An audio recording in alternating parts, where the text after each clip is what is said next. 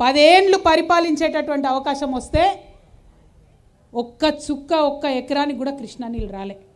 ఇది నేను వాస్తవం చెప్తున్నా. ఇక్కడ అంతా మా ప్రెస్ మిత్రులు ఉన్నారు. పాలమూరు అంటేనే ఆలోచన పరులు, పాలమూరు అంటేనే మేధావులు, పాలమూరు అంటేనే కళాకారులు. మరి ఆ పాలమూరు మేధావులు వాళ్ళందరూ కూడా నేను చెప్పేటటువంటి మాటలు వింటుంటారు. అబద్ధం ఆడే అవకాశమే లేదు. మరి నిజమేనా మన తెలంగాణలో మనోళ్ళే మన పరిపాలకులే ఇంత అన్యాయం చేస్తారా అంటే నిజంగా కూడా వాస్తవం ఇది. ఆనాడు ఉమ్మడి ఆంధ్రప్రదేశ్లో పాలమూరు వాళ్ళందరూ కొట్లాడితే మన ఆంధ్రప్రదేశ్ చివరి ఆశాకిరణం కిరణ్ కుమార్ రెడ్డి గారు ఆనాడు ఒక జీవో ఇచ్చిండు, జీవో 72 అని. జూరాల నుండి నీళ్లు తీసుకోవడానికి ఆనాడు జీవో ఇచ్చిండు. అంటే ఆంధ్రప్రదేశ్లో ఉన్నప్పుడే. తెలంగాణ వచ్చిన తర్వాత అదే జూరాల నుండి కనుక నీళ్లు తీసుకొని ఉంటే ఈ పాటికి కృష్ణా నీళ్లు మహబూబ్ నగర్ పొలాలకు వచ్చేటివి.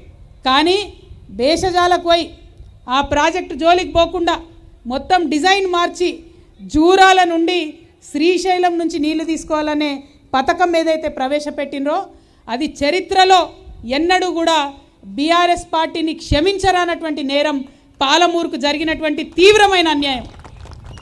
ఎవరు ఏమనుకున్నా సరే ఇది వాస్తవం. మన వాళ్ళే ఉన్నారు, మన వాళ్ళే పరిపాలన చేస్తున్నారు అనుకుంటే జూరాల నుండి కాకుండా శ్రీశైలంకు మార్చిరు. ఇక శ్రీశైలంకు మార్చినాక మీ అందరికీ తెలుసు బీఆర్ఎస్ పార్టీలో ఒక గుంటనక్క ఉంటుంది. ఆ గుంటనక్క ఫస్ట్ 5 ఏళ్లలో ఇరిగేషన్ మినిస్టర్ ఉండే. శ్రీశైలం దగ్గర నుంచి నీళ్లు తీసుకోవాలని చెప్తే కాంట్రాక్టర్తో కుమ్మక్కై తీసుకోవాల్సిన నీళ్లు మీదికెళ్ళి 820 అడుగుల దగ్గర తీసుకోవాల్సిన నీళ్లను, కిందికెళ్ళి 800 అడుగుల దగ్గర తీసుకోవాల్సిన నీళ్లను కాంట్రాక్టర్తో కుమ్మక్కై మీదికి పెంచిరు, 20 అడుగులు ఎత్తు పెంచిరు. అంటే జల్దీ నీళ్ళు అయిపోతాయి, తీసుకునే అవకాశం తక్కువ అవుతుంది. నీళ్లు తీసుకున్నప్పుడు ఎట్లుండాలి, మత్తడి దుంకినట్టు ఫోర్స్గా నీళ్ళు రావాలంటే పెద్ద ఎత్తున అప్రోచ్ ఛానల్ ఉండాలి. ఒక 60-70 ట్రాక్టర్లను ఇట్లా అడ్డంగా వండబెడితే ఎంత పొడుగుంటుందో 140 మీటర్లతోని మనం యాక్చువల్గా అప్రోచ్ ఛానల్ ప్లాన్ చేసినాం.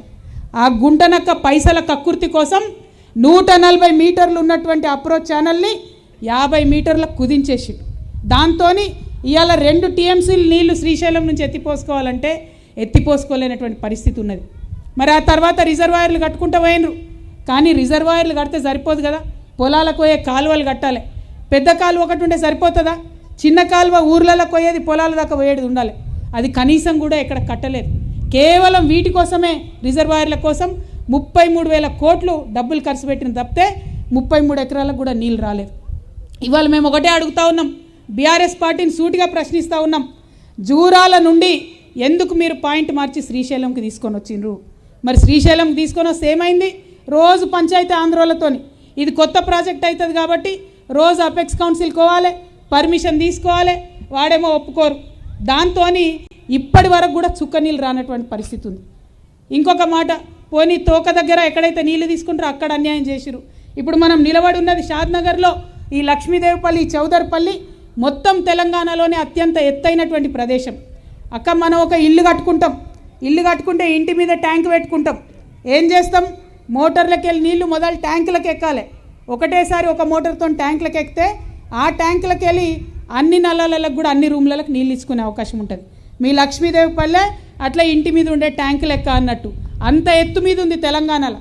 మొదలు కృష్ణానది నీళ్లు లక్ష్మీదేవిపల్లెలో రిజర్వాయర్ కట్టి ఇస్తే ఒక పక్క 4 లక్షల ఎకరాలు రంగారెడ్డి జిల్లాకు, ఇంకో పక్క 7 లక్షల ఎకరాలు మహబూబ్ నగర్ జిల్లాకు పోయేటటువంటి అవకాశం ఉంటుండే.